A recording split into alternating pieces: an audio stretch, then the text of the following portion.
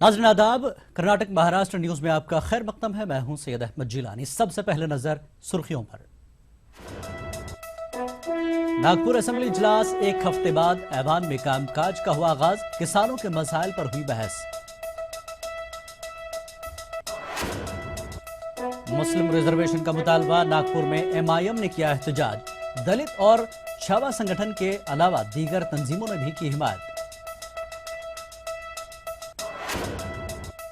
मुंबई दोहरा कत्ल मामला, फनकारा हेमा और उनके वकील हर्ष भंबानी के कत्ल मामले में पुलिस ने वाराणसी से एक शख्स को लिया हिरासत में।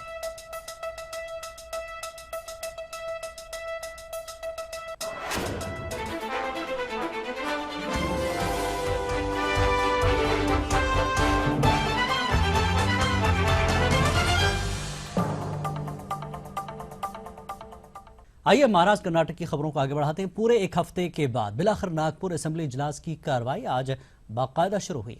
गुज़श्ता एक हफ्ते से जहां अपोजिशन ऐवान से वॉकआउट करते हुए एहतजाज और धरने मुनज़्ज़म करने में मसरूफ था, वहीं हुकूमत तमाशाई बनी हुई थी।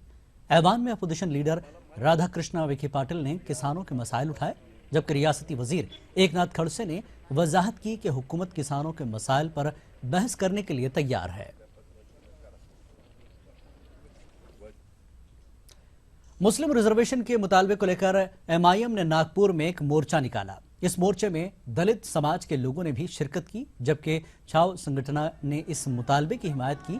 इस मौके पर बड़ी तादाद में मुसलमानों ने शिरकत की, जिसकी रहनुमाई एमआईएम एमएलए इम्तियाज जलील और वारिस पठान ने की। कि जो मुसलमानों का एक रिजर्वेशन हाई कोर्ट ने, सुप्रीम कोर्ट ने इसे रखा था, ये कहते हुए कि इतने सारे कमीशंस हैं, इन्होंने स्टडी किया था, वो स्टडी करने के बाद ये रिजर्वेशन रखा गया था। लेकिन जब भाजपा की और शिवसेना की सरकार यहाँ पर आई तो उन्होंने वो रिजर्वेशन वहाँ से हटा लिया है। हम यही कहना चाहते हैं कि अगर मुसलमान बच्चे अगर पढ़ेंगे लिखेंगे और उन्हें नौकरियाँ ही नहीं मिलेगी तो किस काम का वो रिजर्वेशन जो आप सिर्फ एजुकेशन के हद तक रखना चाहते हैं। मुंबई की मारूफ फनकारा हेमा उपाध्याय और उनके वकील के कत्ल के मामले में पुलिस ने एक शख्स को उत्तर प्रदेश के वाराणसी से हिरासत में लिया है। इससे कबल पुलिस ने हेमा के शौहर हर्ष चिंतन से पूछताछ की। वाज़ेह है कि कल हेमा उपाध्याय और उनके वकील हर्ष भंबानी की लाशें मिली थी। हेमा ने 2013 में अपने शौहर चिंतन के खिलाफ हिरासानी का इल्जाम लगाया था और एडवोकेट भंबानी इस मामले की पैरवी कर रहे थे।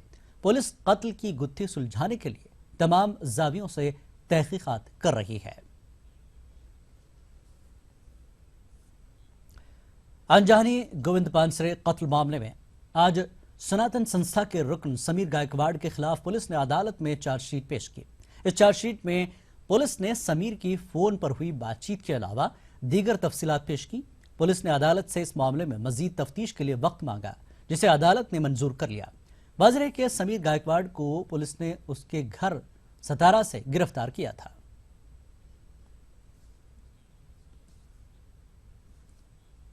शिवसेना ने स्मार्ट सिटी प्रोजेक्ट के मुतालिक मरकजी हुकूमत की कोशिशों पर सवाल खड़ा किया है।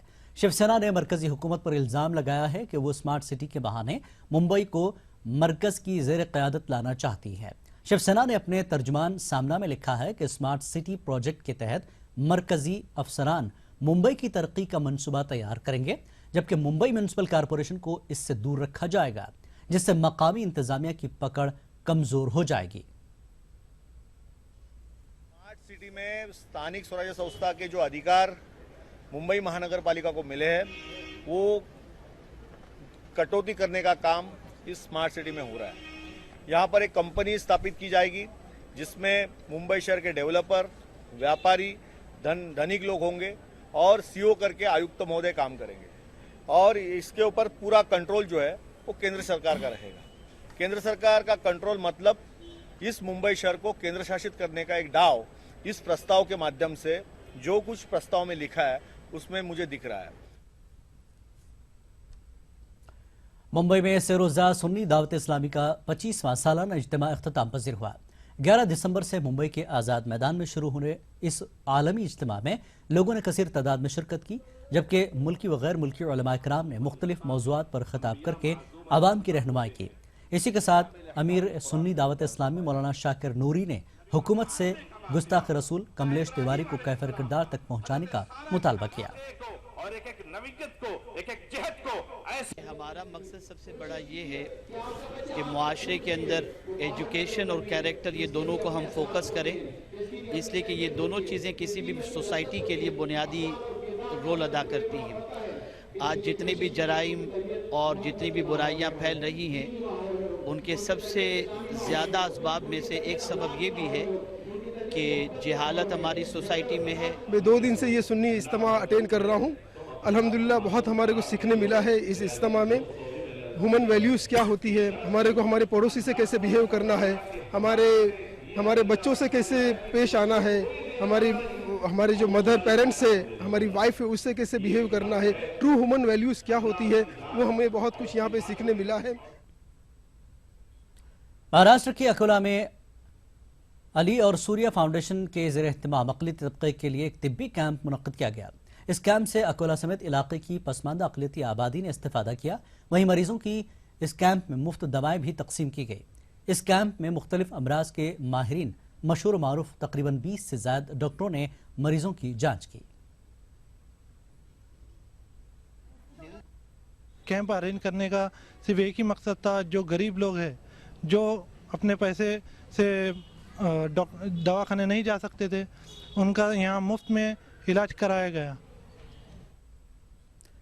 एनसीपी सुप्रीमो शरद पवार की 75वीं सालगिरह के मौके पर जहां रियासत भर में मुख्तलिफ प्रोग्राम मुनक्किद किए गए, वहीं भिवंडी में एनसीपी कारकुनान ने ब्लड डोनेशन कैंप लगाकर ब्लड बैंक को अपने खून का अतिया पेश किया।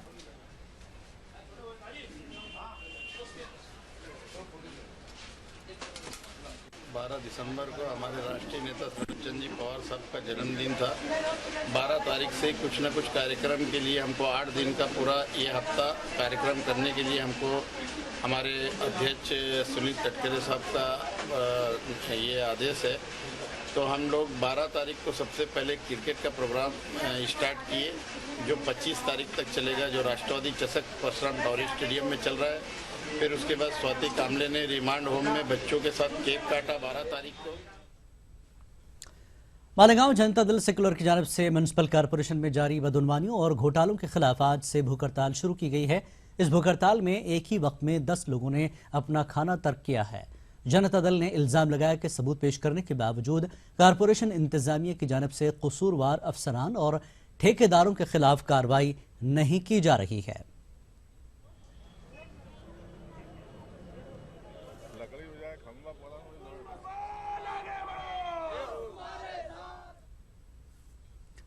दिल्ली के दरगाह हजरत निजामुद्दीन औलिया के सज्जादा नशीन हजरत ख्वाजा सैयद मोहम्मद निजामी ने नांदेड़ का दौरा किया। इस मौके पर नांदेड़ में मुख्तलिफ तक़रीबात का अहतमाम किया गया।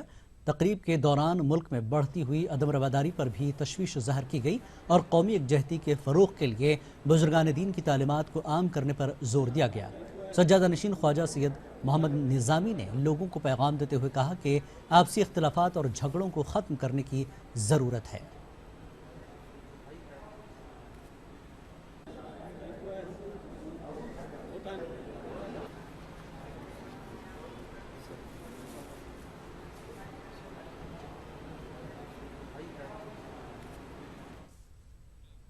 खबरों का यह सिलसिला जारी रहेगा एक ब्रेक के बाद।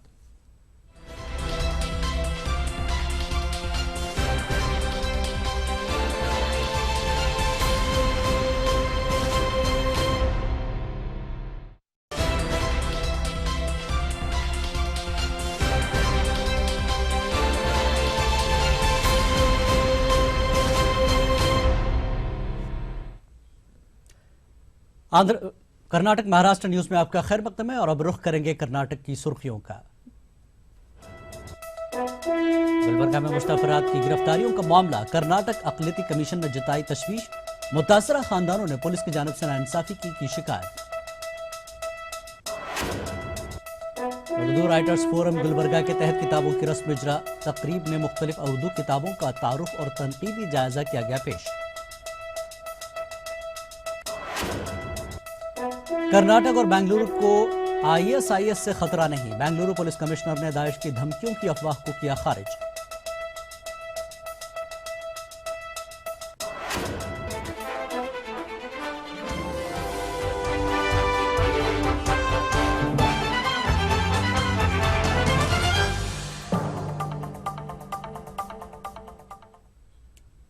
गुलबर्गा में हुई मुश्तबा अफराद की गिरफ्तारियों पर कर्नाटक अक़लियती कमीशन की सदर बिल्किस बानो ने तशवीश का इजहार किया। बिल्किस बानो ने कहा कि गिरफ्तार अफराद के अहले खाना ने उनसे फ़ोन पर बात की है। इस मामले में पुलिस की जानिब से नाइंसाफ़ी और जुल्म की शिकायत की है। बिल्किस बानो ने कहा कि मुतासरा ख़ानदान तहरीरी तौर पर अक़लियती कमीशन को शिकायत रवाना करें। कमीशन इस मामले में हर मुमकिन ताउन फराहम करने की कोशिश करेगा। गुलबर्गा में जो जिस तरह से ये हुआ, वहाँ से मुझे फ़ोन के ज़रिए बातचीत की उन्होंने। ऐसा होता है कि मैं ईटीवी के ज़रिए हमारे कर्नाटक के लोगों को बोलना चाहती हूँ कि जो भी आप कहना चाहते हैं आप पेन का इस्तेमाल कीजिए, राइट लिखिए, जाके आपकी दस्तावेज यहाँ पर रिकॉर्ड हो जाए, वो प्रोसेस करने के लिए भी आसान हो जाएगा। फ़ोन के ज़रिए पूछते हैं, फ़ोन के ज़रिए हल करने के लिए कहते हैं। उन्होंने मुझे फ़ोन के ज़रिए बोला कि इस तरह सा नाइंसाफ़ी हो रही है, हमारे ऊपर जुल्म हो रहा है, तो इंशाल्लाह वो आ जाएंगे। गुलबर्गा में नौतश्कील शुदा अदबी तंजीम उर्दू राइटर्स फोरम के बैनर तले 6 किताबों की रस्म इजरा अंजाम दी गई। इजरा की गई किताबों के मुसन्निफीन का ताल्लुक जिला गुलबर्गा से ही है। इस मौके पर मुनक्किद की गई तकरीब में किताबों का तनकीदी जायजा भी लिया गया। मुबस्सिरीन ने इन किताबों के मंजर आम पर आने को गुलबर्गा के इल्म अदब के लिए अहम बताया। गुलबर्गा हमेशा से ही इल्म अदब का गहवारा रहा है। गुलबर्गा में उर्दू अदब की मौजूदा सूरत हाल का अंदाज़ा इस बात से लगाया जा सकता है कि एक साथ 6 मुसन्निफीन की किताबों की रस्म इजरा अंजाम दी गई। नौ तश्कील शुदा अदबी तंजीम उर्दू राइटर्स फोरम के बैनर तले डॉक्टर जलील तनवीर की तहकीकी व तनकीदी मज़ामीन पर मबनी किताब मताए नक़द, उस्ताद शायर साबिर फ़खरुद्दीन का शेरी मजमुआ महराब शब से गिरी रोशनी व एजाज तिमापुरी के शेरी मजमुए गोहर एजाज, मंजूर वक़ार के अफसानचों का मजमुआ कांटों का झुंड, जौहर तिमापुरी के शेरी मजमुए हथीले से बिछड़ी लकीरें और डॉक्टर अली मुल्ला हुसैनी के तहकीकी व तनकीदी मज़ामीन पर मबनी किताब मरक़ा अदब का रस्म इजरा डॉक्टर वहाब अंदलीब के हाथों अंजाम दिया गया। मुसन्निफीन ने अपनी अपनी तसानीफ पर इजहार ख्याल भी किया। मताए नक़द के मुसन्निफ डॉक्टर जलील तनवीर कहते हैं कि उन्होंने अपनी किताब में तनकीद व तहकीक के साथ साथ दक्कन के पोशीदा कलमकारों की सलाहियतों को भी अपनी किताबों में उजागर करने की कोशिश की है। तो यहाँ सवाल यही, इसकी वजह यह है कि हम लोग अपने लोगों को हाईलाइट करना नहीं जानते या हाईलाइट करना नहीं चाहते, मुख्तलिफ तासुबात का शिकार है। ये नहीं होनी चाहिए। कुशादा दिली से, खंदा पेशानी से हमें खुलकर लिखना चाहिए। इजरा की गई तसानीफ का तनकीदी जायजा भी लिया गया। मुबस्सिरीन ने इन तसानीफ पर जापानी शेरी सिन्फ हाइको पर साबिर फ़खरुद्दीन के शेरी मजमुए पर उस्ताद शायर मुहिब कौसर ने तनकीदी जायजा पेश किया। मंजूर वक़ार के अफसानचे और उसका बयानिया हमारे मानूस माहौल का परवरदा है। जिन मसाइल की जानिब फाजिल मुसन्निफ ने इशारे किए हैं वो हमारे लिए मानूस हैं और हम शख्सी तौर पर उनसे दो चार कभी ना कभी हो चुके हैं। इस मौके पर मुबस्सिरीन ने खिताब करते हुए कहा कि उर्दू तनकीद अभी फल फूल रही है और इसमें मज़ीद इर्तक़ा की ज़रूरत है। साबिर फ़खरुद्दीन ने इस दौर के अलमिये को 3 मिसरों में इस तरह पेश किया है। कहते हैं कि इंसानों से खाली है, ऐसा लगता है अब तो दुनिया मरने वाली है। दुनिया में हर आदमी अपने आप को खूबसूरत समझता है, मगर जब आईने में अपनी सूरत देखता है तो जिला उठता है। इस बात को साबिर साहब ने बड़ी खूबसूरती के साथ पेश किया है। इस मौके पर उर्दू अदब की मौजूदा सूरत हाल पर भी तबादला ख्याल किया गया। नौजवान कलमकारों की सलाहियतों को निखारने और बासलाहियत अफराद को लिखने की जानिब रागिब करने पर जोर दिया गया। ETV news Gulbarga. बेंगलुरु के टाउन हॉल में पीस मेकर्स फाउंडेशन के तहत आलमी मुशायरे का इनकाद किया गया। उत्तराखंड के साबिक गवर्नर अजीज कुरैशी की सदारत में मुनक्किदा मुशायरे में कर्नाटक के वजीर आर रोशन बेग, उर्दू अकेडमी की सदर डॉक्टर फौजिया चौधरी, कौमी लिसानी अक़लियती कमीशन के सदर अख्तर उल वासे और दीगर मेहमानों ने शिरकत की।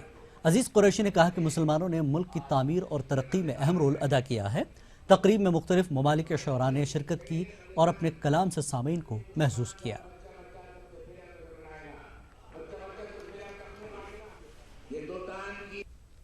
उन करोड़ों मुसलमानों ने जिनके पास इस मुल्क को छोड़ने का चॉइस था, जाने का ऑप्शन था, वो नहीं गए और उन्होंने उसी हिंदुस्तान की इस मिट्टी पर रहना पसंद किया कि हम यहाँ रहेंगे, या पैदा हुए हैं जिंदा रहेंगे और यही मरकर दफन होंगे, किसी की ताकत नहीं है मेरे को बाहर कर सके।